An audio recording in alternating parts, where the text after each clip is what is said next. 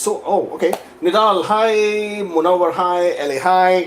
I'm sorry, I gotta keep going back and forth with this because I'm using one of our cameras, and here is my laptop where I can read your feed. So please, excuse me if I keep going this way and this way. All right. So Rishabh, hi. Gopendra, hi. Vidya, hi. Naish, hi. Pinakin, hi. Ria. Well, thank you guys. Thank you for joining in. Great day today because I'm feeling much better. I have been sick for some time. Had a very bad throat. So my voice would still maybe sound a bit hoarse. Please forgive me for that. Had a great trip. Was out for a wedding. My one of my friend, actually my uncle's brother's, sorry, my uncle's son's wedding. Had a great time. I know I shared some of the pictures. I hope you like them. Yeah, so let's get back to the grind now. Let's get back to work and see what we can do to answer your questions. Right, first one. Actually, I should answer the questions which were posted on the group earlier because that's what I promised to do. So I'm going to pull up those first. Okay, where did we go? Right, yes. Okay, I don't see them. Right, I see them now. Right, so first one was Rushabh. Hi Rushabh. He says NOC is 2131, civil engineer. Great. Do I need engineer's license to apply for Saskatchewan or NSNP program? Great question. I don't think 2131 is in demand at the moment in either of the two provinces, whether Nova Scotia or Saskatchewan. It is expected that Saskatchewan will once again amend their NOC list. And we're hoping that they do it soon enough because there are a lot of people anxiously waiting for some of the more interesting NOCs to come back in demand. Until such time, 2131, from the last that I checked, is not in demand. It's not in demand in Saskatchewan, neither in Nova Scotia. Nova Scotia usually do not ask for any licensing or certifications specific to their province.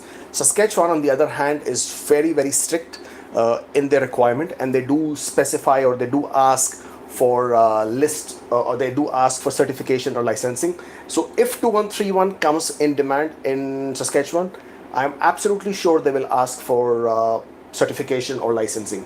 But for Nova Scotia, I would doubt it because it's never happened before. I don't think they will do it now. Right, the next one is Abhishek. I think we got that sorted. Okay, Narendra Pal Singh. Okay, a bit of a big one. All right. He says, is it essential to submit IT return documents in employment? Do below documents serve the purpose? Service certificate, job responsibilities, visiting card, appointment letter. Moreover, do these documents need to be notarized? Narendra, we have attended to this query several times. It's there on my blog, askkuber.com. I think I even did a video, actually quite a few videos specifying what is needed for reference letters. So if you were to go back, I think it's on the same channel. If you were to sort of take a look at the reference letter video, or the video which says what do I do if my employer refuses to give me, you'll find an answer to this. But let me sort of take this very quickly. CIC on its website, whatever the documents are mentioned are the minimum required documents. Okay, so these are the minimum required which you must absolutely provide. Anything additional that you provide only makes your application more credible. So that's the reason I recommend to provide additional proof of employment in any which way is possible, so that CIC is absolutely convinced that your NOC is valid, that you are paid for this period of work experience, and that this period of work experience is valid. So IT returns as such is not a mandatory document, okay? But we have seen in a lot of cases, especially in the Asian countries, especially in India, Pakistan, for Nepal, not so much as Nepal, but Sri Lanka, CIC does in several cases come back and ask for IT returns, pay stubs, pay slips, proof of remuneration. So if you have them, if you have received your IT returns, I would recommend that you provide them upfront. If not, it's, as I said, it's not a mandatory document, as long as you provide proof of having received some sort of salary or remuneration. Apart from that, all your other documents look fine, as long as yes, they look fine. Absolutely, all the best. Next question was from Ajay Daniel. Great to hear you back. Hi Ajay, thank you. Could you talk about post ITA stuff such as work history? Well, I don't know what you want me to talk about post ITA stuff or work history. Should work history be separated only on designations in a company, or it also is based on the location the person has worked in the company? Uh, See, the locations matter because of personal background checks. Location matter because based on your location, if it is a different country, there will be a requirement of a police clearance, there will be a requirement of certain background checks.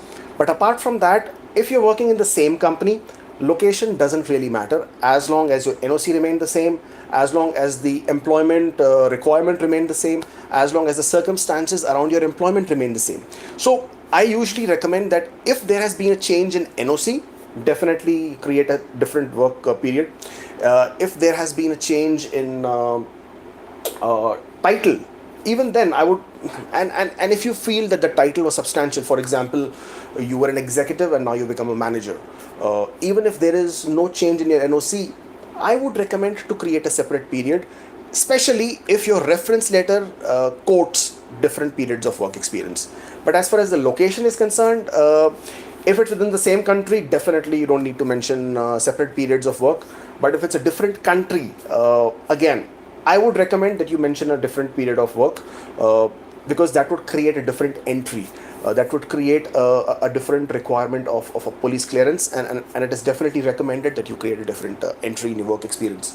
Apart from that, if you're not claiming any period of work experience, as usual, it goes into your personal history, and that just about takes care of this one. Right, the next one is from Neha. Hi, Neha. To what extent should our roles and responsibilities match the lead statement? Are we looking at having some wordings? Okay, good question. Can I show? Okay, let's take this one first, right? To what extent should our roles and responsibilities? So first of all, if you are to take a lead statement of any NOC, lead statement are the first 3 or 4 or 5 sentences that are mentioned under a NOC. So it will say, for example, let me just take on top of my head, NOC code 1111 would basically say financial auditors or accountants plan, organize, analyze, develop, etc., etc., financial statements of a company, of an organization. So all these terms, plan, organize, analyze, develop, integrate, investigate, all these terms or the verbs that are being used are your actions in the lead statement. As per the immigration law, as per ERPA and ERPA, the actions mentioned in the lead statement must be part of your job roles and responsibilities, or they should be mentioned in your reference letter. So try using these words as part of your roles and responsibilities: plan, develop, organize, etc., etc. So this becomes a lead statement. And to what extent should your roles and responsibilities match? Well, even if you do not use the same words but sort of convey the same meaning, that's fine. As long as the activities on the lead statement is present in your reference letter, this should work fine. As far as how many roles and responsibilities should match, now you see that's a bit of a subjective one. Why? Because the law says that a substantial number of duties must match. Now when you say substantial, it becomes subjective. And I've said this before, the law is pretty defined. Immigration law is pretty well texted, and it's there for everybody to interpret. But how a individual program manager, case analyst, visa officer, case assistant, program assistant, or any such designation that CIC uses for their staff, whoever is assessing your application, how they interpret the text in a law is where it tends to sort of change the meaning or the application a bit. So always be wary of that, and therefore try and be as close to the law as possible. So for example, when they say substantial, we say substantial is subjective. When you say substantial duties should match, substantial for one officer could be 80%, for another could be 50%, for somebody else could be 60%. So I usually would like to sort of say that the more the better, obviously. So try and be anywhere in the range of 70, 60, 70, 80%, definitely more than 50, so that you can, be on the safe area. I hope that answers the question. So next one was, can I show proof of funds for accompanying spouse account, or do I need to get gift deed from him as well? Again, Neha, proof of fund is something which we have done so many times. There is another video which I have done in detail on the same channel. If you will go through that, you will give you an answer. But to go through it very quickly, yes, absolutely, you can show proof of funds in the name of your spouse, whether the joint account or in the name of your spouse, as long as the spouse is accompanying you. And all you need is a consent letter or NOC from your spouse, which says that I have no objection to my wife using these funds. These funds are available in my account, and she's free to use them for as per free will and without any obligation. So this consent letter is absolutely fine. The third question for you was hoping to get ITA in the next draw. Congratulations, that means you have a great score. Is it wise to get medicals done upfront? Well, as you may already be aware, your COPR or your PR visa, the validity of your PR visa or the expiry of your PR visa is linked to your medicals. So 12 months from the date you have taken your medicals, or 12 months from the time the panel doctor has uploaded the results of your medical in the Health Canada portal, that is the time period that you will get for the expiry of your visa. So the closer you go to the submission of your application, the more the time you will have on the fag end of your application. So that's usually the suggestion. But if all your documents are ready and you're expecting your ITA and you intend to submit them very, very quickly, then yeah, by all means, please go ahead and get your medicals done. These are upfront, and usually most of the medical centers do not need anything specific. Some of them insist on an ITA. Most don't, but yeah, please by all means do it. Right, the next one is from excuse me.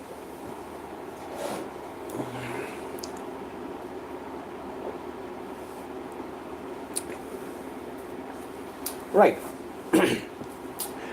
Next one is from Salima, and it says, I would like to apply for Ontario. Okay, my projected CRS score is 420.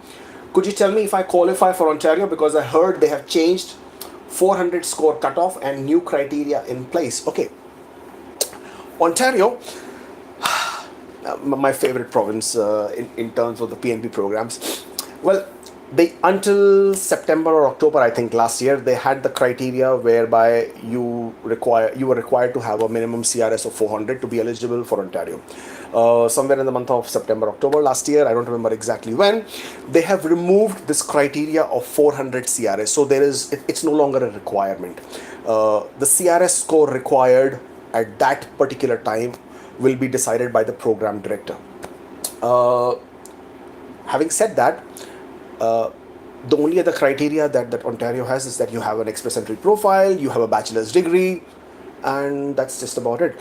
Because they do not have any occupation in demand list. They tend to pick profiles under unknown criteria as and when they think that they need to conduct a draw under the human capital priorities stream. So the last one was pretty early in Jan, and we were very, very excited that they have come back to making the draws. We don't know when they're going to draw again. So at 420 CRS, to be very honest, I don't really know how it's going to go, because the last draw was at 439 for Ontario. So they basically issued notifications of interest from 439 to 440 something. I don't remember. And so all those people got a notification of interest, but I'm sure most of them have already declined, because the very next draw was 438. And so yeah, we're all hoping and waiting that Ontario comes back and makes another draw, so we can get a more clarity and an understanding of which way this the next range is going to be. I'm hoping that this is going to be somewhere in the range of 433, 434, hopefully, and so that more and more people can get their notifications. But at 420, if this is the range they're going to maintain, I can't say 420 is going to happen or not, but I would suggest you try and improve your CRS and not pin your hopes on Ontario, because you can't really apply to Ontario. They have to pick your profile, send you a notification of interest, and once you do receive a notification of interest, that's when you can apply for Ontario nomination, right? Okay, the next one. Amina, assalamu alaikum, wa alaikum assalam wa rahmatullahi wa barakatuhu. In important questions, okay. I have 10 job duties in my reference letter, 4 of which are exact match, and 6 match a different NOC, okay. But 4 which match the knock belongs to the knock who has altogether 4 job duties. I am absolutely confused with your question because there are just too many factors of what knock matches what. But I'm not really exactly sure what you're trying to ask. But it's very, very clear. If you're confused between 2 NOCs to choose, always choose the one which matches your job roles and responsibilities. The better the match, definitely you have to go for that NOC. If you're confused between 2 NOCs, always go for the one which matches, where you match more with the number of job roles and responsibilities. I know sometimes it's more confusing is because when one NOC is in demand and the other is not, and you obviously prefer or you wish to go with the knock which is in demand. Now in such cases, I know you sort of tend to get biased towards wanting to go towards the other knock which is in demand, and why not? By all means do, if you can get a reference letter which is going to also validate your choice of that knock. I'm not sure if I've answered your question, but please try and rephrase and come back on the group or even here. But I'm sorry, there's just too much of confusion in that question. Okay, the next one is okay, Chandani Punjabi. I have a gap of 5.5 months on my CV, okay, because I got married and moved to another city and took time to settle down. Will they consider this as valid? Chandani, you do not need to prove or you do not need to justify gaps in your employment. That's the first one. You only need to mention in your personal history what your activity was for any period of time which is not already been defined or identified in your application. So for example, if you are working for 3 years, that period has already been defined that you are working for 3 years. If there was a gap for 2 months after those 3 years period, then you need to identify that 2 months period in your personal history, whether you were a homemaker, you were at home, you were taking care of your children, you had something else to do, you were out on a holiday, you were taking a break, or you had a 6-month sabbatical, or you were at a training period, or you were training for some, or you've taken up a different education. But this period, this gap doesn't need to be justified as such, but it needs to definitely be identified in your personal history. Okay. Okay, the next one is from Amna again.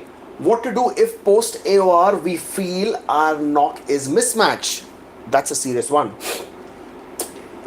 If we order GCMS and get to know the same concern by visa officer, well, that's a very, very tricky scenario to be in. If post AOR you realize that you have a knock mismatch, it's a very not a good place to be in, because one of the first things that a visa officer, when they're assessing your application under A11.2, is looking for after they have checked the basics is the validity of your work experience. And they will give you those work experience points only if your reference letter or your employment documents prove 3 things, 3 very important things. First one, that your choice of knock is correct. Basically, so if you've chosen 1111 or 1241 or 1141 or 2131 or whatever knock you've chosen, it should be validated by way of your reference letter. So the job roles and responsibilities on your reference letter should definitely indicate or point towards the chosen knock. If it's a mismatch, it's a problem, and it's a big one. The second thing that they're looking for is that your work experience was so that you were paid, you were remunerated during this work period. It's extremely important because as per the law, only the period of work experience which was paid can be considered valid. And the third one obviously is the work period, from which time to which time were you working, how many hours, so that they can allocate you the required points. Now your question being, what can you do?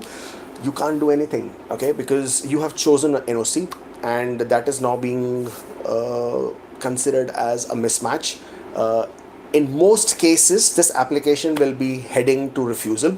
There will be no PFL, there will be no ADR because your NOC is wrong. ADRs happen when visa officer feels that they by way of additional documents, they can get a clarity in your application.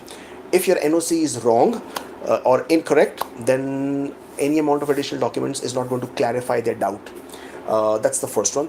PFL, which is procedural fairness letter, happens when they are absolutely sure they're going to refuse your application, but they're going to give you one more chance to explain yourself about the particular scenario that they consider as the reason for them to refuse your application.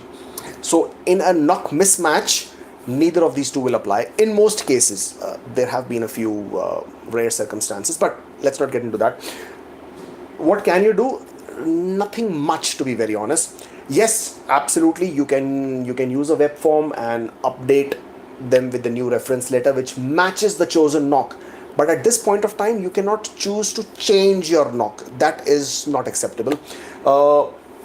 You can obviously withdraw your application and reapply if your scores are high, and if you expect that you will get an ITA pretty soon. Then definitely go ahead and withdraw your application, reapply. You will take a hit of $550 per adult in your application, which will not be returned to you. The RPRF fee will definitely be refunded, but nothing much that can be done here. Zenil, can you explain how are we supposed to present our funds at the time of entering to Canada? As the limit of cash is $10,000, what about surplus amount? Will the remaining be okay?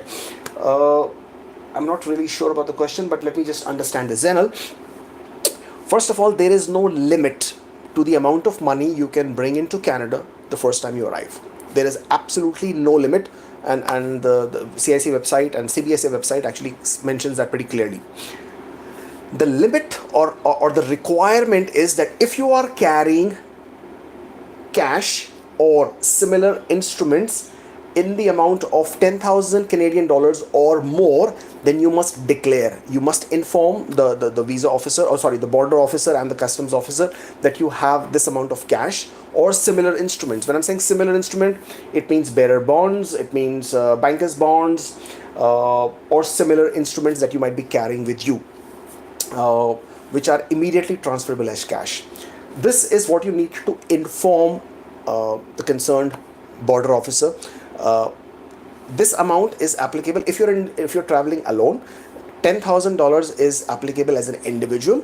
If you're traveling as a family, $10,000 is applicable as a family. Okay, so it doesn't mean that if you're traveling if you're a 3-member family, then your allowance is $30,000.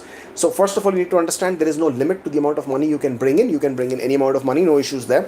But if you are carrying cash or similar in the excess of $10,000 Canadian or more, then you must declare to the customs and the border officer. It's extremely important. There are some very serious penalties if you carry more than this amount and not declare it. Okay, so please declare it.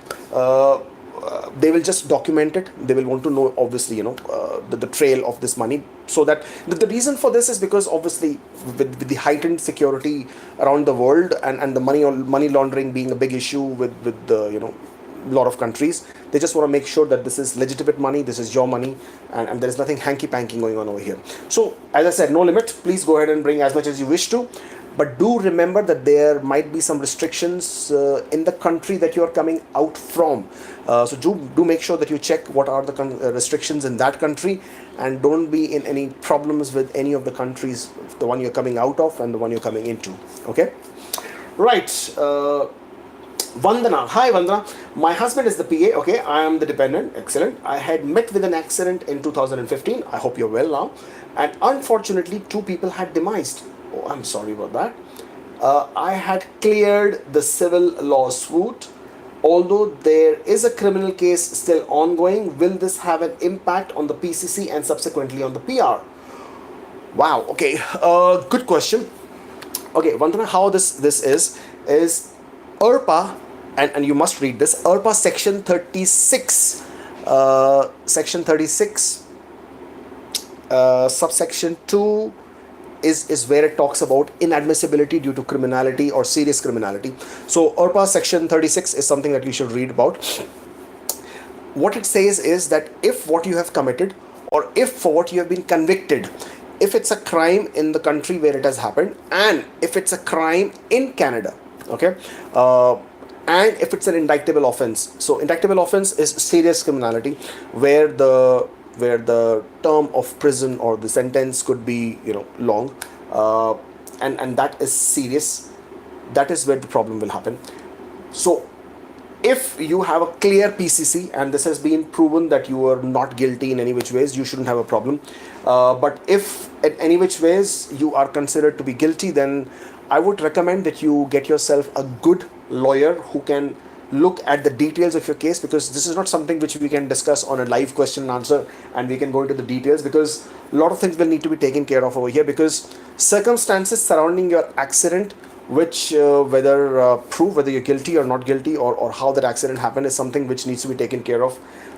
This will need to be looked in various ways in terms of how Canada would see this accident and whether it will be considered as an accident or God forbid anything else. So good question, but at the same time not a very quite unfortunate what has happened, and I really feel sad for this. But this is something which you really need to take.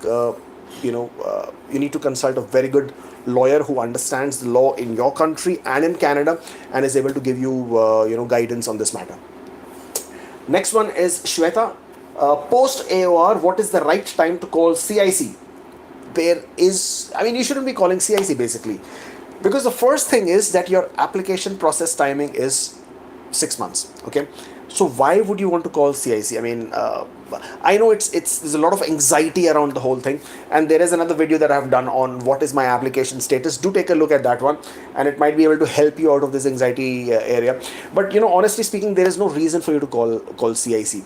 But if you still want to call CIC, don't expect to get any answers or anything which will satisfy your anxiety at least 4 months, 3 to 4 months into the application process time. As far as your GCMS notes is concerned, again, there is no such thing as right time or a wrong time. You shouldn't have to order, ideally, but if you do have to, if you're getting very anxious, if you feel your documentation was troublesome, then probably anytime after 100 plus days is something where you might look. The current timelines have moved a bit forward. Increasing number of fraudulent activities have been happening from a lot of our Asian countries: India, Pakistan, Bangladesh, Sri Lanka, Nepal, some African countries. A lot of fraudulent activities have happened in the past. Certain visa officers have become more stringent about the kind of documentation they are having to deal with. WES has been changing the requirements left, right, and center.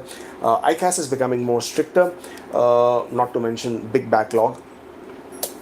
IELTS is under serious review and is looking at ways and means to check the fraudulent activities. So it's becoming difficult.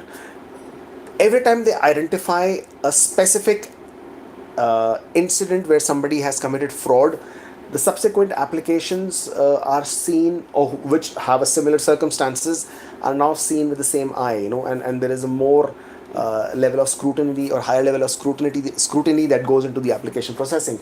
So the current processing times have already gone up to 8 months now. 5 to 8 months is the average processing time, which is what we are seeing right now. So right time to order GCMS notes, I would say anytime after 120 days. If you feel that something is not going or not feeling right in your application, you may look at about after 100 days probably. Anything before that, you may not really find much happening in your application. Right, the next one, Komal, sorry. Passport renewal post COPR, how to inform CIC? Okay, if your passport gets renewed after you already received your PR visa, there are two things you can do. One, you can you can get your visa transferred from the old passport into the new passport by informing CIC, resubmitting your passport to VFS, informing them this is what you want to do. There's a small fee, I'm not sure exactly how much that it is now. Or you can just get your passport renewed, attach the old passport on which you have your PR visa, and travel with it. This is absolutely fine.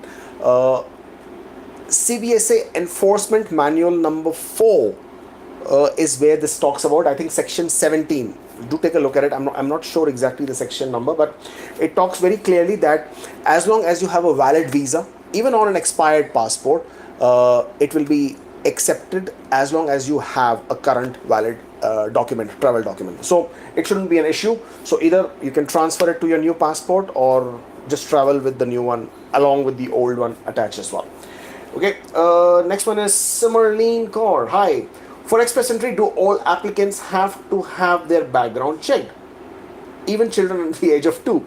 No. Children under the age of 2, children under the age of 10, children under the age of 18 are not subjected to such kind of security checks. That is the reason why there is no requirement of police clearance certificates or requirement to provide the travel history, etc., etc. So please rest assured, your 2-year-old baby will not be subjected to any security checks as such. Okay, Arun says, my COPR was cancelled after I added my spouse, okay, and have been asked to submit documents for my spouse, including updated proof of funds, okay.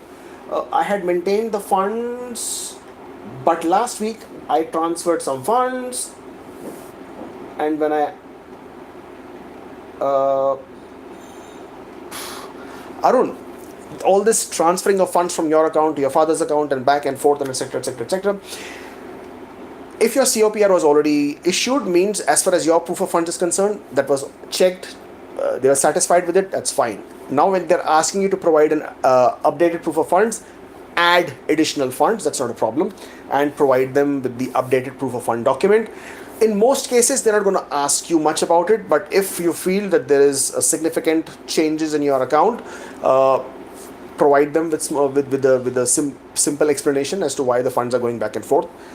As long as you are not taking any loan, it should be fine. Narendra Pal says, it has been said that for all AORs after 31st December, sequence of steps by CIC has been changed. Is it really true? Narendra, if you have any credible understanding of what steps have been changed, please let us know.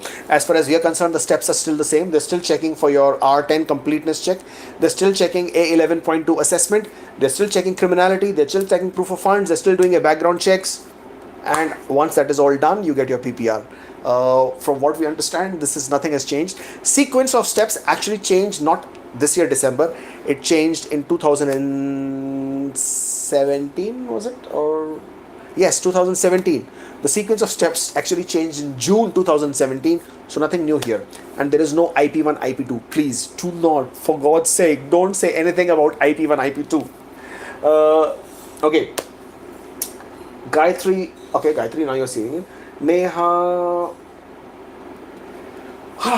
says, is there any format to get reference letters from the customers of my business? I own an e-commerce. Neha, again, on the same channel, there is a separate video which I have done for proof of work experience for self-employed individuals. Please take a look at that. There is no format. Again, you see, in that I've given you a lot of detailed understanding and explanation of proof of work experience for self-employed. Please take a look at that. That will give you a good understanding. There is no format as such. Again, your letter must validate your choice of NOC. Your letter must talk about how you were paid or what you were paid, or you would have to give some sort of proof or evidence that you were paid. And again, your reference letter has to talk about the work period. Okay, that is how they will establish it. Right. Next one from Rupesh. From your past experience, could you please predict? Oh dear, predict. I'm beginning to sort of get scared of this term predict, because every time somebody asks to predict, something goes wrong with my crystal ball and it loses its connection. It goes all haywire. So when I'm sitting alone with my crystal ball and trying to look at what's happening around the world, I can see snowstorms happening in Ontario. I can see that a snowstorm happened in Vancouver. I can see something, a lot of snowfall in Ottawa. But the minute we get to snowfall in Ottawa, something goes wrong and it sort of loses connection with CIC, case processing centers in Ottawa, and the prediction level goes all haywire. Rupesh, to be very honest, jokes apart, I would love to sort of, predict and be the soothsayer and be this person who could see in future and give you the scores. But to be very honest, nobody can predict, nobody can give you a figure and say, okay, this is going to be something which will happen or which will not happen. The reason for that is that there is a lot of unpredictability in the way CIC conducts the draws and the number of ITAs which get issued. Last year they started very slow but picked up speed. 3,900 ITAs became a norm. This year they started with 3,900, and then out of blues, when we never expected, they had a back-to-back draw. It came down to 438, which was great. And now then there was no draw at all after 2 weeks, which you were expecting last Wednesday, and it didn't happen. So a lot of unpredictability, and nobody can say for sure that it's going to hit the score or it won't hit the score. But one thing is for certain: unless CIC conducts frequent back-to-back draws, like the one which happened on the 30th of January, and unless that the draw size remains big, anything over 3,500 on a back-to-back draw, the scores will not drop, because the scores can't drop. The number of people who enter the pool every single day with scores of 440 plus, as I've said this before, are in excess numbers of 230, 240 people each day in the express entry pool. No, but while we are on this subject, there is another thing I want to talk about. There was recently another post I saw on our group where somebody said that I've made a dummy profile, and in my dummy profile, my score is 460, 470. I just wanted to check something, etc., etc. And this post was very close to the draw which would have happened on Wednesday, right?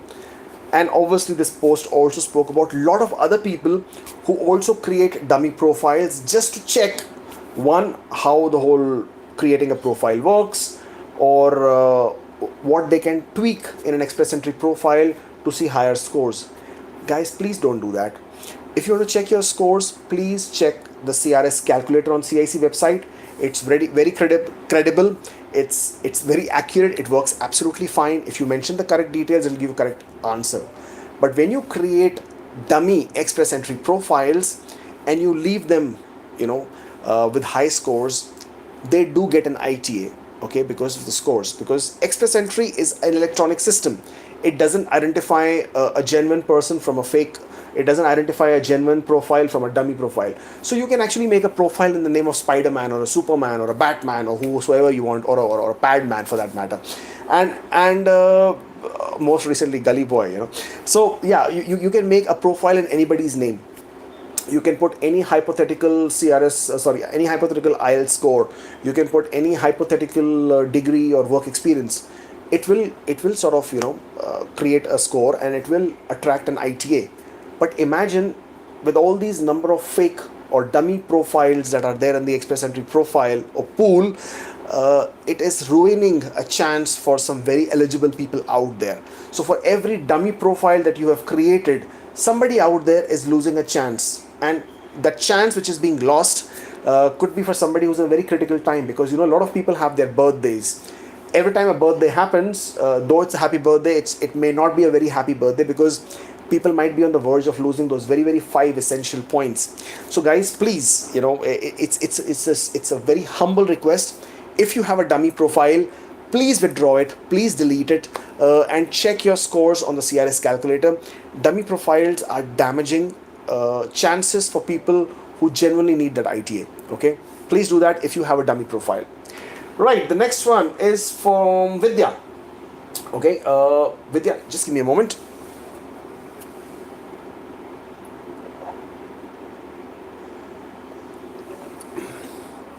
Sorry, still the bad throat, yeah? Okay. Vidya, to claim 50 points in EE, is it enough if the offer letter states that the job is permanent, full-time and non-seasonal? It doesn't have any probation clauses, doesn't say this. Should it specifically say valid? Okay. Vidya, two things are important on a reference letter or a job offer for you to claim 50 points. First one, you must have a valid LAMIA, Labor Market Impact Assessment. Second, that your reference letter or your job letter must mention that this is valid for 1 year after you become a PR. And yes, it does say that on the CIC website. You just need to search for valid job offer. Once you check valid job offer or what is a valid job offer, you will see the clauses that make it a valid job offer, including the fact that it must mention that this job offer is valid for 1 year, at least 1 year after you become PR. In the absence of this one particular clause, this reference letter will not be considered as a valid job offer. Right. Next one is from Chandresh. Okay, lots of questions there. Good morning. I actually have a couple of questions. When I initially came to Canada on study permit, I did not show my part-time work experience which was gained while studying in India. Can I apply in CEC? CEC? Okay. I don't know where the confusion is, Chandresh, but in order to apply, or rather in order to be eligible as CEC, your work experience must be in Canada. It cannot be outside Canada. Your work experience in Canada for a Canadian employer physically being in Canada under a legal status that you can work in Canada, it must be for at least 1 year within the last 3 years period. Only then are you considered eligible under CEC. I hope that clarifies your doubt. Okay, so these were the questions on our Facebook group. I think we also had some on my page. So let me just clear those as well before we start looking at questions that have just come in onto the live section. Okay, not many questions there. Right, the first one was from Bunny Gill. Hi Bunny. While creating Express Entry profile for entering into the pool in work experience section, shall I enter all my previous work experience or only the one for whom I seek CRS points? Okay. And where shall I put the non-CRS relevant work experience? Secondly, please suggest what documents beyond reference letter and salary certificate are necessary for job where salary was paid in cash. Great question. I know it bothers a lot of people. So first things first. So you need work experience period for two things. First one, which is the more important one, is the eligibility points. The 67 point calculator, etc. You get maximum points, which is 15, for 6 years of work experience. Okay, and that's the eligibility points. After you are eligible and you enter the Express Entry pool, you get maximum work experience points for 3 years. CRS points maximum for 3 years. So these are the two differences. So as long as you are eligible with 3 years work experience, eligible for 3 years with 3 years of work experience, you can only show 3 years of work experience under your work history. The remaining periods of work or other activities you can show in personal history after you get your ITA. So this is, I think that takes care of your work experience question. Second one, now salary in cash. This is a very, very important point. I know a lot of you out there have a lot of trouble with this cash aspect of your salary. We need to understand that nowhere in the immigration law, nowhere on CIC website, nowhere in the requirements for or eligibility criteria for federal skilled worker or express entry does it specify the mode of payment of salary. Nowhere. Okay, because it doesn't specify that the mode of salary should be only by check, the mode of salary should only be by bank transfers. Therefore, cash salary is not a problem. I know a lot of consultants, lot of agents, lot of all these so-called guys out there misguide people that if you get your salary in cash, you are not eligible. Who told them that? And please do not believe all these things. Payment of salary in cash is not a problem. There is no such requirement that the salary cannot be paid in cash and you're not eligible if your salary is in cash. So get that thing out of the way. Okay, out of the way. Now, but where is the issue then? Okay, but you must prove that you are paid. Now, when you get paid in cash, then it becomes a problem because payment in cash becomes difficult to prove. So how do you prove? Several ways of doing that. First of all, get a letter from your company, whether it's a salary certificate or get it included in your reference letter, which states that you were paid in cash, and that is the regular way that the company operates, by paying in cash. Okay, that's the first one. Second one is get pay stubs or pay slips, okay, where it mentions that the salary was paid in cash.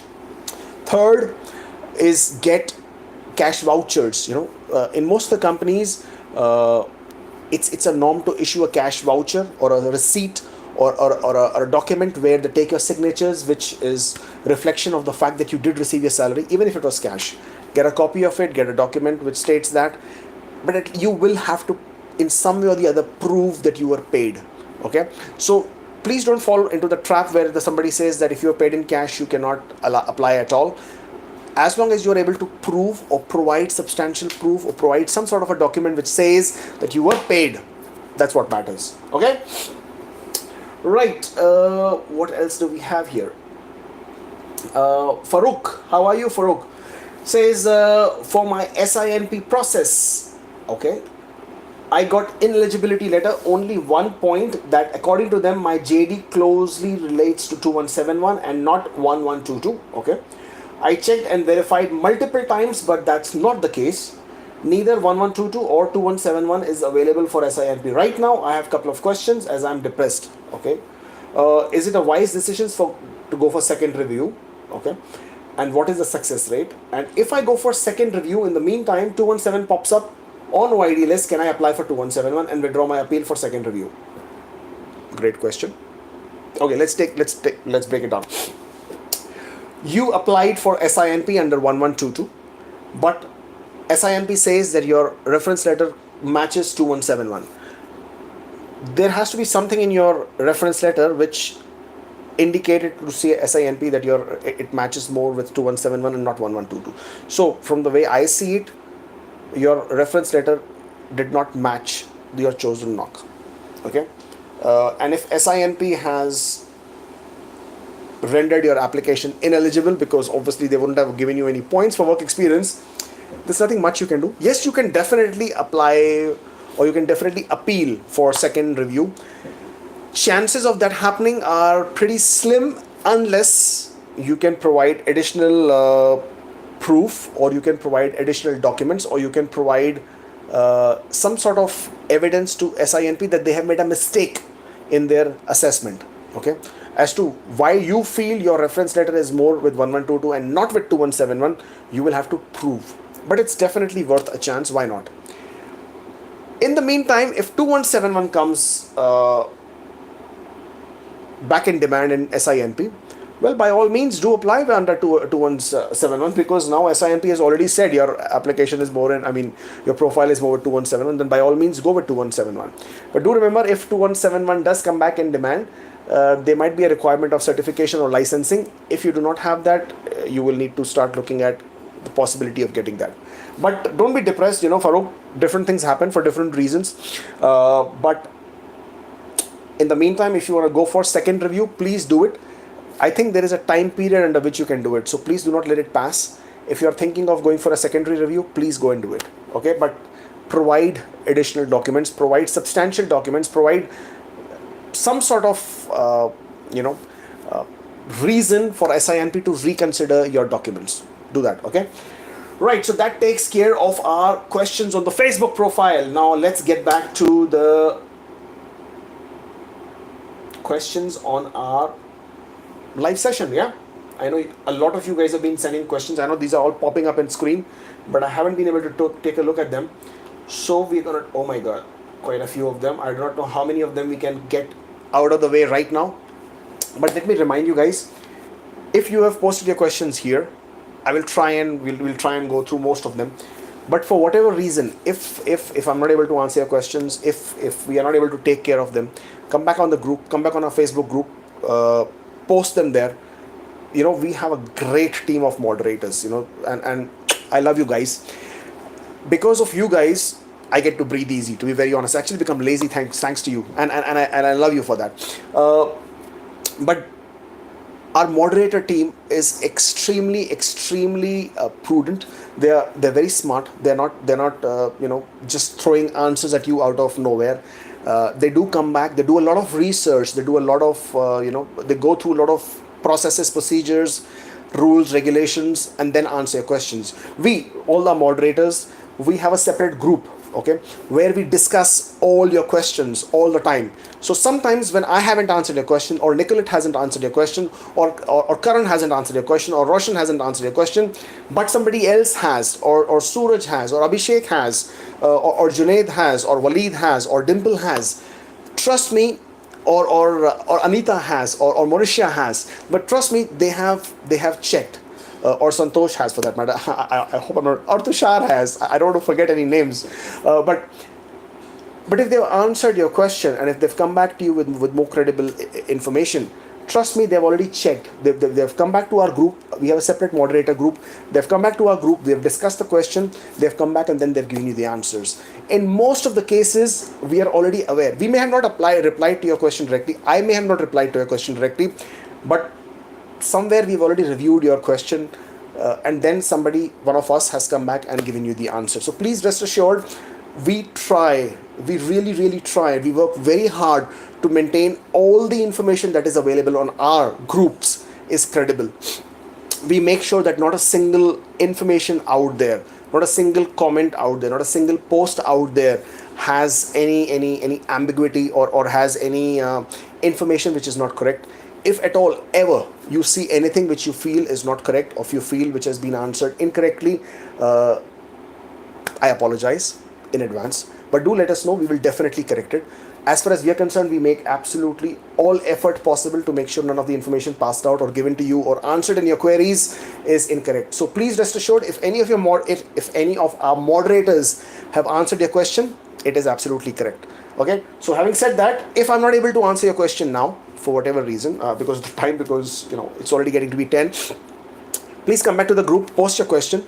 A lot of our members are also very active, and I thank them for being. That's what make a group so nice. That's what make a group something where you want to come back and ask a question and feel confident that the answer you've got is something which you can take back and address in your application without any reason of concern. So please, if I'm not able to answer your question, please come back to the group, post your question, and I'm sure you'll get your answer. So without going into it more, let's get back to these questions quickly so we can get more of them out of the way.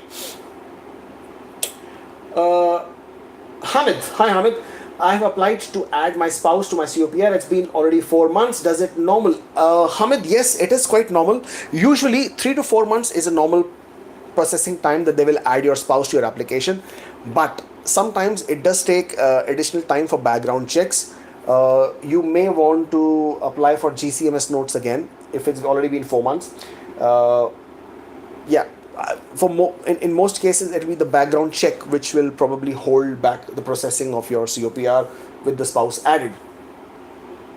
Piyush, what is the maximum time CIC will take to give PR? Well, the average processing time under Express Entry is 6 months, but God forbid, and the current processing times are anywhere between 5 to 8 months. We have seen certain applications have crossed 8 months and gone up to 1 year, but unless you have a issue in your application processing because of security checks, background checks, the delay is not substantial. Most applications do get processed within 8 months. Okay. Satyajit says, can I claim job experience before my degree? Yes, you can, if it is not in Canada.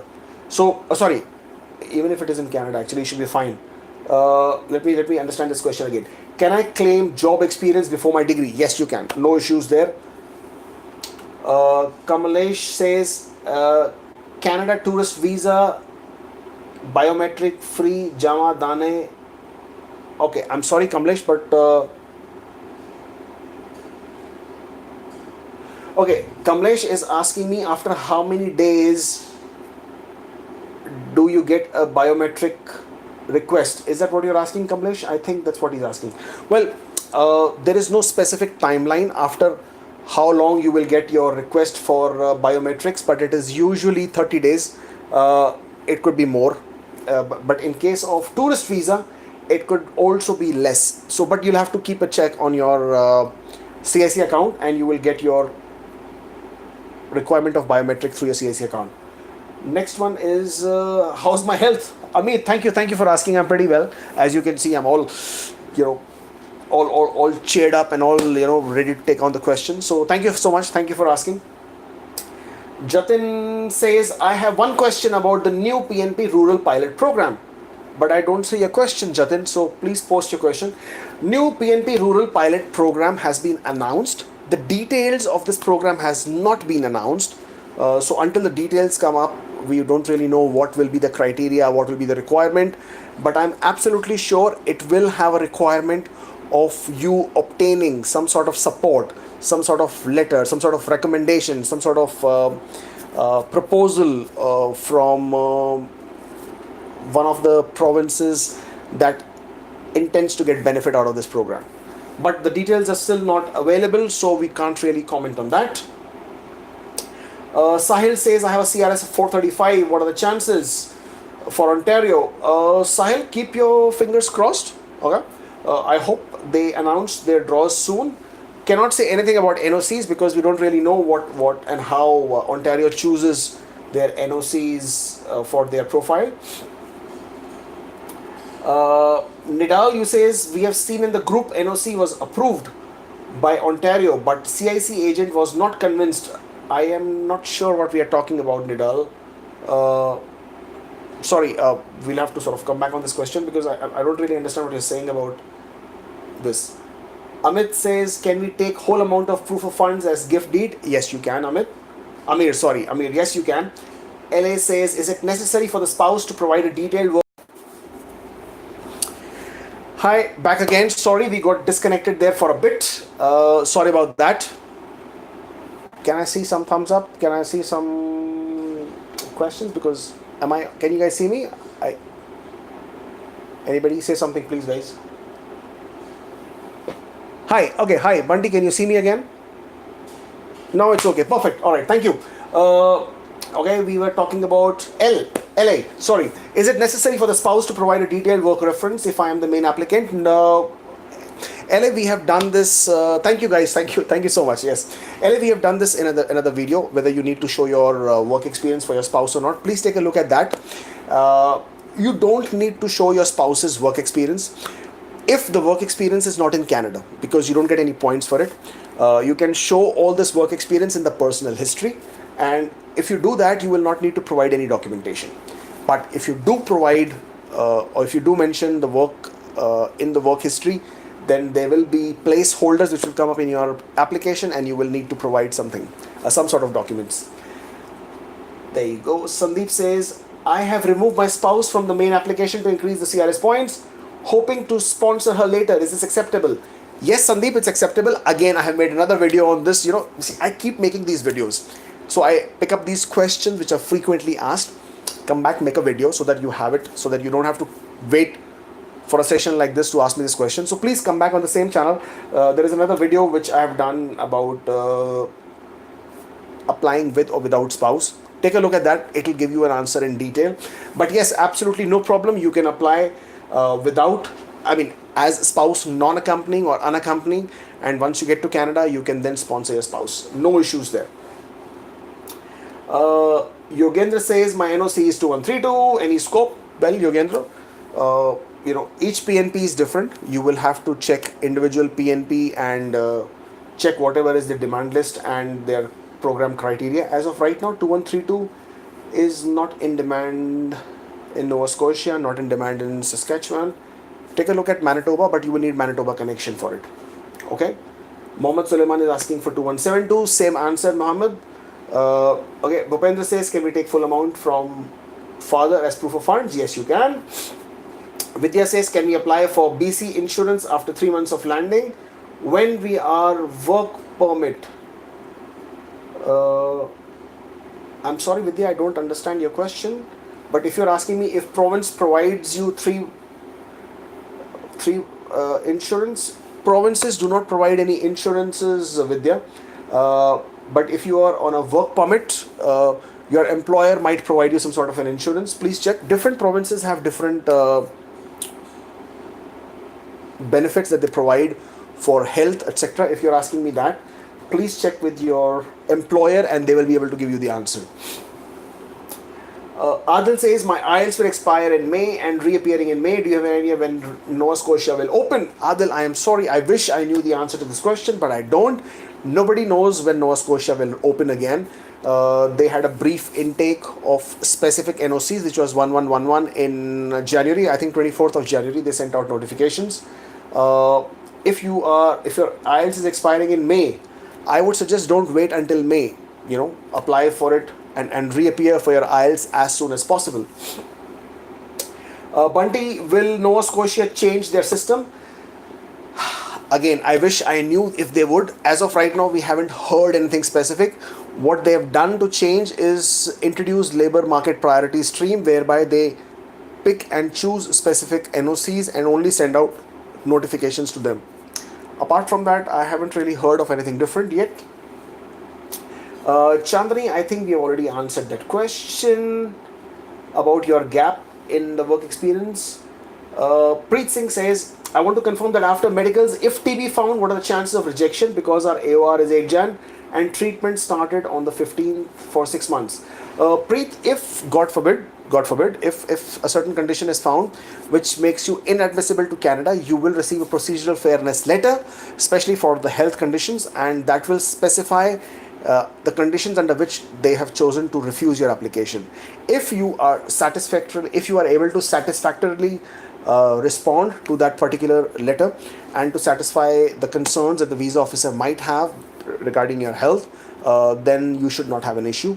But from what I understand, I think because your treatment is curable and you're working on it already, you should be fine. You should not have so much of concern about it. Ramakrishna says, I've been paid my salary in cash. Can I apply for visa? Yes, you can. Please go ahead. I have just answered that question about the payment of salary in cash. Rewind the video, take a look at it again, and I'm sure you will find your answer. Shivam says, my reference letter is long and on 2 pages. Is it okay? Absolutely okay. Even if your reference letter is 20 pages, it's fine. As long as it has all the details that is required by CIC, it's fine. Nidal says, it's correct that some visa officers are faster than the others. Yes, Nidal, it's absolutely correct. For different reasons, certain visa officers, certain visa offices are faster. Workload, cultural issues, background checks, background issues, frequency of how common it is in a specific geographic location where the activities of suspicious nature in the applications crop up, then those visa officers take more time in scrutinizing those applications. Right. Shailaja, what is the score of CRS 434, NOC 3142? I've just given that answer. Another says, any hope for 2174, 409 CRS in PNP? Dupender. Again, guys, all these people who are asking me the question about scope for CRS and scope for PNP. First of all, if you have a specific NOC and you're asking me about what is the scope, I can't really tell you, because you will have to check each different provincial program, see where your NOC is in demand, see where your NOC could be in demand, or a matching NOC is in demand.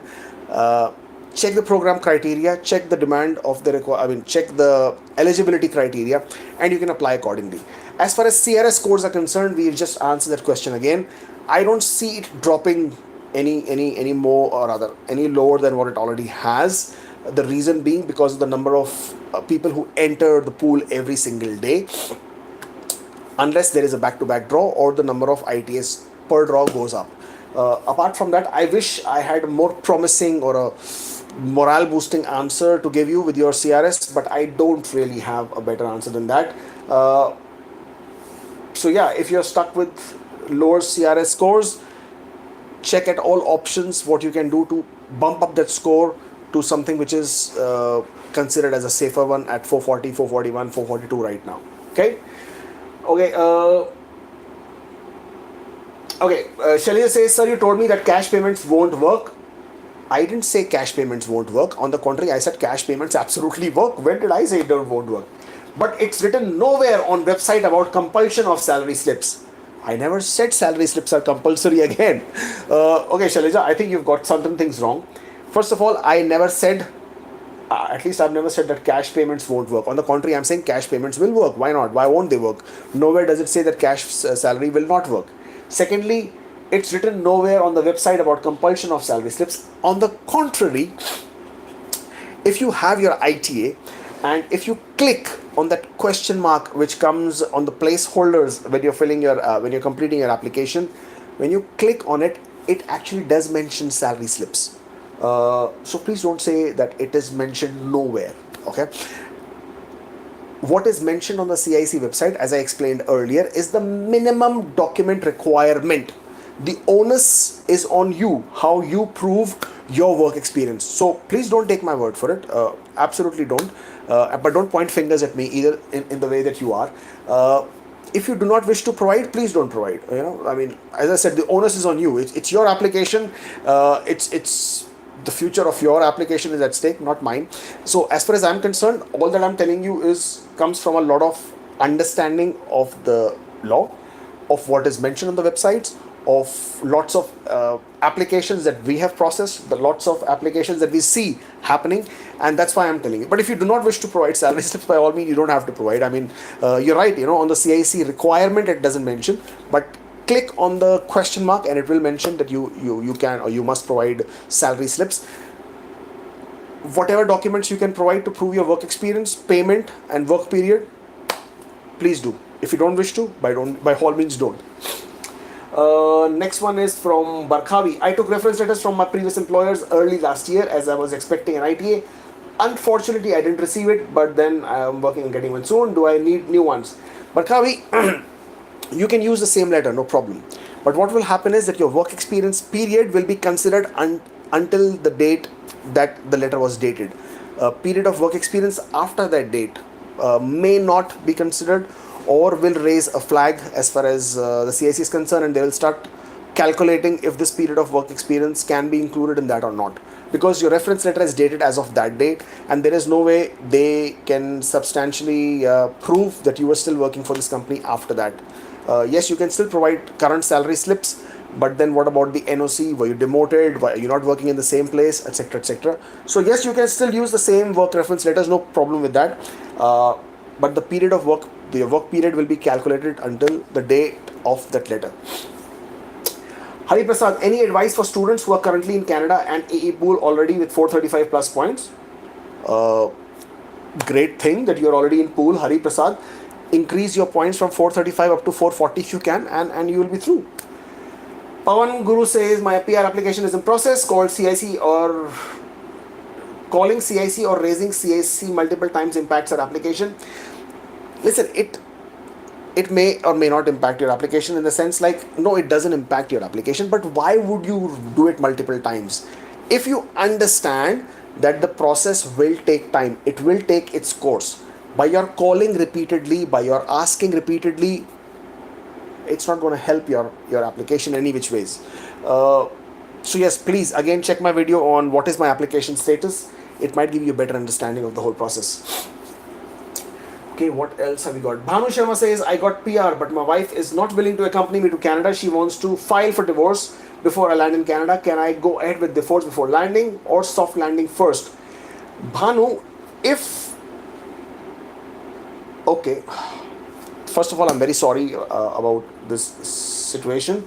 It's not a good place to be in, Bhanu, but I would seriously recommend that you activate your status and land in Canada before you go ahead and file for a divorce, because technically your divorce could take some time, and you should inform CIC if you haven't activated your COPR and your family circumstances change. So if at all you are going to file for a divorce, or if you are separated, or you are in that situation, then you should inform CIC. And if you get divorced, you must inform CIC because your family circumstances have changed. But if you've already landed, if you've already activated your PR status, then the situation changes. So I would recommend that you land and activate your status. That way, this situation does not affect your COPR anymore. Pinakin says, June 18 applicant, file is straight as per GCMS, no RR, no ADR, but file hasn't moved.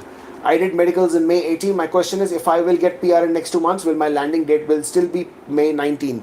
Yes, it will still be May 19th.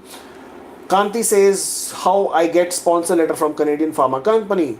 Kanti, you will have to try online, check your peer network, network with different companies, check Kijiji, check Job Bank.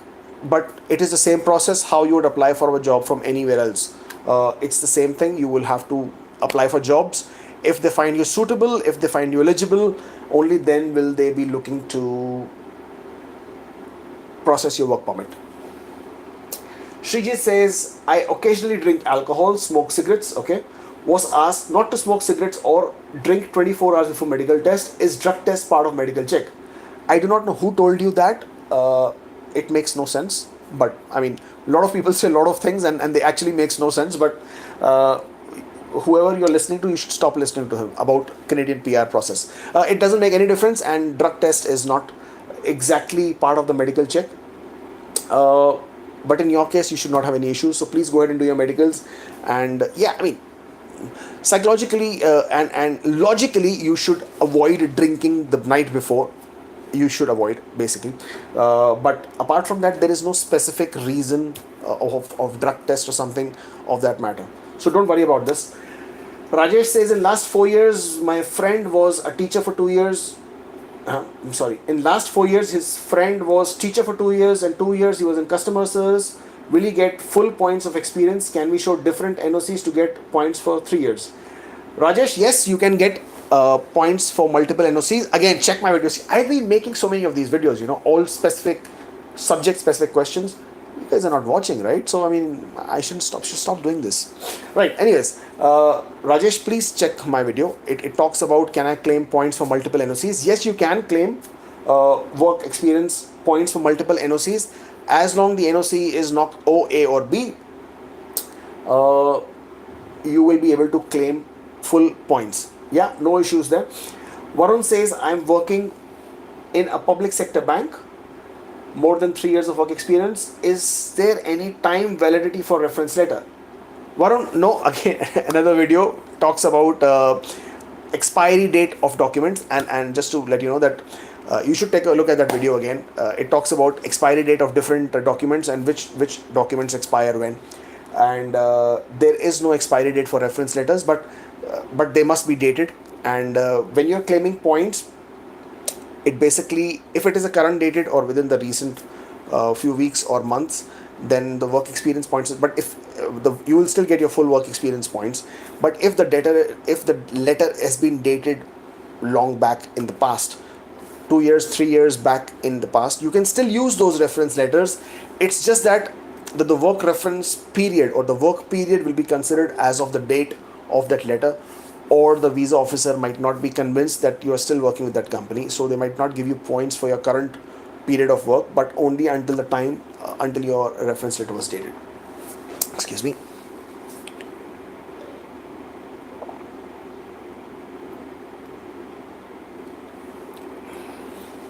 Right, next one is Imran. My query is that if I wouldn't get IELTS score up to 8,777, then what should I do? Imran, another of my videos, how can I improve my CRS scores? Please take a look at it. 8,777 is obviously magical score which increases your CRS substantially. If you can't get an 8,777, then yes, please, by all means, if you can take up French, do take up French. It's very beneficial. A lot of PNP programs open up for you if you are able to score well in French. Add a degree or a diploma if you can, if you already don't have one. Or based on your NOCs, look for PNP options. So this is what you can do. Next one is Salbraj. Can I apply for visit visa when I'm already in post AOR stage in EE profile? Why would you want to do that, Salbraj? I mean, technically, yes, you can apply for a visit visa, no issues. Currently, visit visa is taking roughly 40 to 45 days, I think. About 30 to 45 days. Yes, you can. Technically, yes, you can apply. You will just need to explain that you already applied for PR application.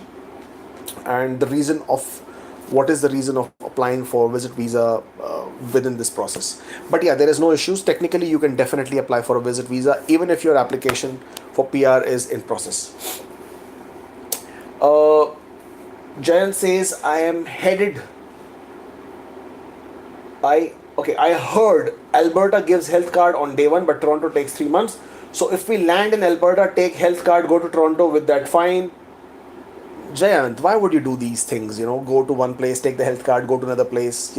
Each province has these benefits and requirements for a reason. Alberta provides health benefits from day one you land. Ontario does not. Ontario wants you to be in the province for 3 months. If you were to change, come take a health card in Alberta, come to Ontario, you will have issues with the same health card. You can still avail emergency services, but you cannot avail regular services that you can on a regular health card. So don't try and play around with the system like this. Just go. You're going to a new country, follow what needs to be followed. If there is a reason for 3 months of residential requirement to be followed, please follow that. These processes and rules have been made for a reason. Let's just stick with that, yeah. Bhavna says, which is the best province for chemical engineer? I don't know. My CRS is 410. What are the chances? I have just answered that question a bit while earlier. Please rewind if you have to review this video again. Mukesh says, do we need to justify a work experience gap? You don't need to justify a work experience gap. You just need to mention it in the personal history. Sunil says, kindly let us know about Manitoba new rules, human capital pathway of Manitoba. Sunil, it is expected to be launched this month in February. I don't think they have yet. I haven't really heard if they have. It was supposed to be launched last year. It did not. There's nothing different as far as human capital pathway is concerned. The only difference is that you need not have an express entry profile. So if you do not have 67 points, you need not have express entry profile. As long as you can still be eligible under the Manitoba points requirement, you will be fine. If you still have a Manitoba connection, if your NOC is in demand in Manitoba, then you will be able to file under human capital pathway. If your scores are good enough, if your scores are high enough, you will get an LAA, and based on that, you will then be able to apply for PR. Mind you, in that case, because you will not have an express entry profile, your application will be a PR, will be a paper application, and can take anywhere from 18 to 24 months for the process.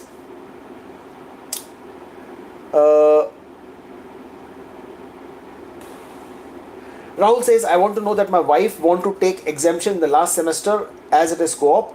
I want to know if it will affect work permit. Already completed 4 semesters. Rahul, if you're asking if it will affect your wife's work permit, I'm sorry, your question is not very clear. If you're talking about whether it will affect your work permit, it will not, because your work permit would already have a date based on her tenure of study. So your work permit will stay the same.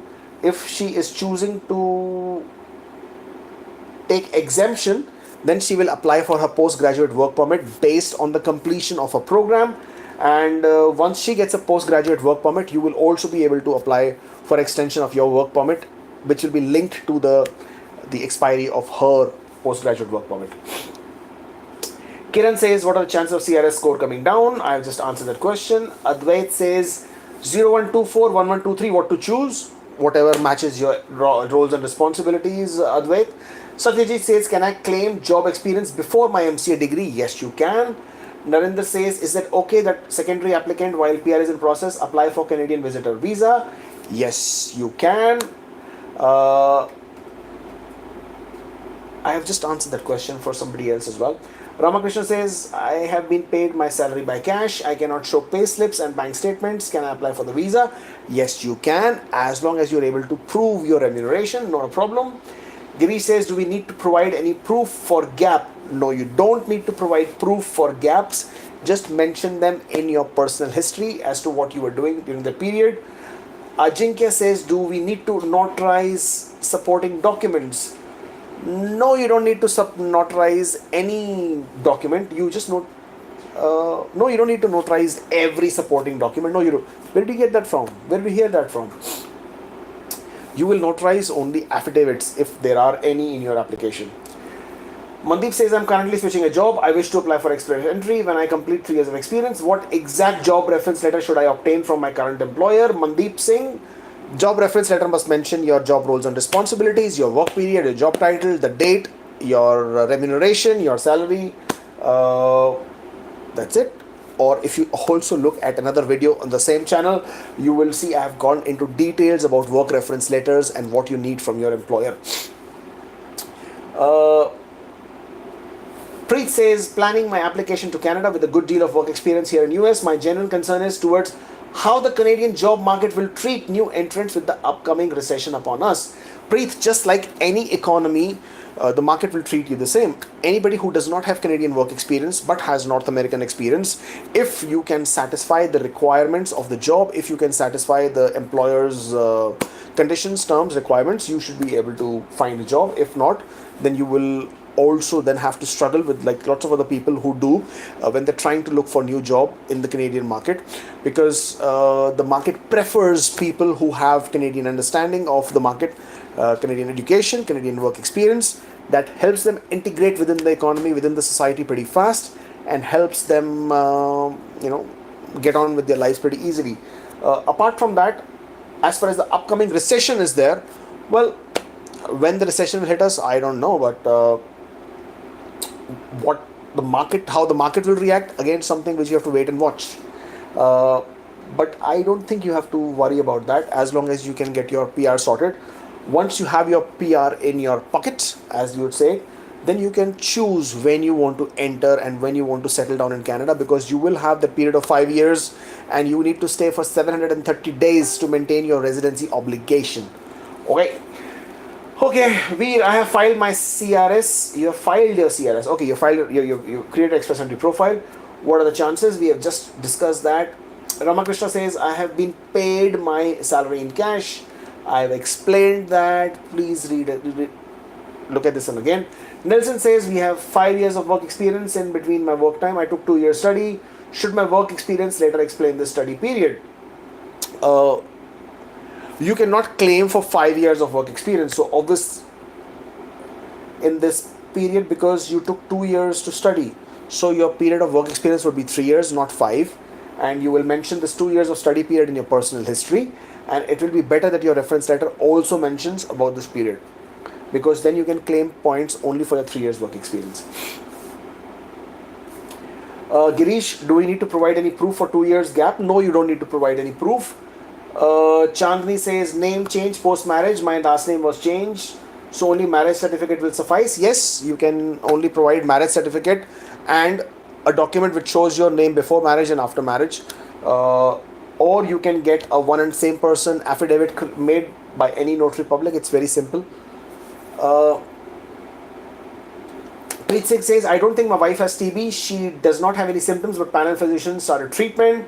Can we go for re-medicals? No, you cannot go for re-medicals. Only the panel doctor or Health Canada can ask you to go for re-medicals. You will not get a refusal directly, God forbid. It will first be a PFL. At that point of time, you can then provide additional documents, additional case history, additional opinions from different doctor, additional test reports, etc., for you to satisfy the concerns of the Health Canada officials.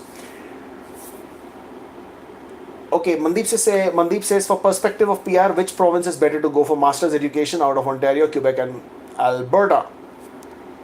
Any province, it doesn't matter. You can go to Ontario, you can go to Quebec, you can go to Alberta, all of them are fine. Each province has their own different programs. Again, go to the provincial websites, take a look at the different programs, see if any of those programs make sense to you, see if any of them have specific requirements that is as per your profile, and you can make a call accordingly. Ajinkya says, if we hold multiple positions in an organization due to promotion, but the jobs and responsibilities are fairly simple, do we need to mention It's up to you. It all depends on how your reference letter is framed. If it talks about different positions, I would personally change. I would mention different work periods, so that it sort of keeps consistency in my application. Pawan Guru says my PR application is in process. Calling CIC or raising CAC multiple times impacts. I just answered that. Okay. Rao says, is it alright if the whole amount of financial that I'm showing is gift deed precisely 15,000? Yes, absolutely. You can get entire amount of your proof of funds as gift deed. No problem there. Pawan says my profile is matching with multiple NOCs. Really? However, I've applied with one NOC, which is good. Can I rectify my multiple NOCs? I would be eligible for other well, if there are other if you have NOCs which match your job roles and responsibilities which are in demand in other provinces, then by all means choose that NOC, as long as you are sure that your documents can validate your NOC. By all means go ahead and do it. Syed says please give some information. I did. Rajesh says, can I mention two NOCs in EE to claim work experience? Yes, you can. Devin says, has Quebec discarded all applications before the start of ARIMA? Devin, there is a bill which is tabled already in the Quebec Parliament, and it talks about all applications that have not come to a decision. Those be returned, and it is expected some almost 18,000 applications may be returned back. And these are all before the start of ARIMA portal, and ARIMA portal hasn't even started. I mean, the portal has started, but there has been no draws yet, and I don't think they'll be draw and they have suspended the entire Quebec skilled worker program for the time being until further notice. So as of right now, it's pretty shaky. We do not know which way they're going to go, and in future when they do start again, the preference will be for French speakers. Right, Syed says, what is the possibility of getting an invitation? I have just covered this earlier. Again, the same question. Hi Kuber, Nihar says, how is Montreal visa office? Is it very slow? Well, Nihar, I mean, how does it matter whether it's slow or fast or ultra fast or ultra slow? If your application is in a visa office, regardless of which visa office it is, just sit back, relax, enjoy the flight, enjoy the process. I know there's too much of anxiety there, but there is nothing you can do. So instead of worrying what Montreal is doing or what Mississauga is doing or what Sydney is doing or what Ottawa is doing, let them do what they have to do. You can't change anything. You can't influence anything. Only send positive vibes their way and hope that they do what they have to do fast and get it out of the way. So stop worrying about which visa office and what they do and why are they slow, why are they fast, why are other people fast. This is like, in my growing up days, we used to see this ad on TV, Nirma washing powder, and this was like, Meri sari uski sari se safed, uski sari meri sari se safed kaise, and it basically translates as to why is her sari or her clothes better than mine or shinier than mine or whiter than mine. I guess that's the fair translation. So instead of comparing why that visa office is faster or why that person got a PPR faster, why that person, stop worrying about different things. Only worry about the fact that your application is already filed, it's already in process. When it has to go through, you don't know, but when it will go through, you will come to know. So just hope and wait for that nice, awesome moment that when it happens, so you can celebrate and be all jubilous about it. So stop worrying about this part of the process. Right, the next question is from Jinsi. What are the chances of receiving an ADR for proof of funds in relation with forex fluctuation? If the fluctuation is rendered your proof of funds there's a big change in the amount, then you can get ADR. Otherwise, if it's a small amount, it may take a bit of time for review, but it'll go through. Okay, I'm going to take a couple of more questions because my throat is going really, really hoarse now, and I think we've already been online for more than an hour and a half. Okay, Dr. Rose, if someone is unable to provide salaried account number or job slips, what would be the consequence? Well, there are no consequences as such, Dr. Oz. if you can provide proof of payment of salary, bank transfers, salary slips, vouchers, etc., etc., etc., you're fine. Tanushri says it's been 135 days since AOR, no updates after MEP. Tanushri, please take a look at my video which says what is my application status, and you'll be good. Uh, the process time is 5 to 8 months. It's only been 135 days. Stop freaking out. It'll happen, don't worry. I'm going to take a couple more questions and then we can just wrap this up. If Tech says I plan on entering express entry pool in next 6 months, I would need a police clearance certificate from US. Can I apply for police clearance before I receive an ITA? Yes, you can apply for police clearance before you receive an ITA. Satyajit, can I claim job experience before my degree? Yes, you can. Chirag says, what do I do if my PR application is not processed in 8 months? Order GCMS notes, write to CIC and wait. Because if it has not been processed in 8 months, there could be a couple of reasons. One, that they have concerns about certain parts of your application and they will probably send you an ADR or a PFL, God forbid. Or your application could have been slotted for secondary review of your security or background check, and that's called security screening. You will see on the right top corner of your GCMS notes being denoted as S.16 brackets 1 or subsection 1, or S.15 again brackets 1. That is the two sections of security screening that an application could be slotted under.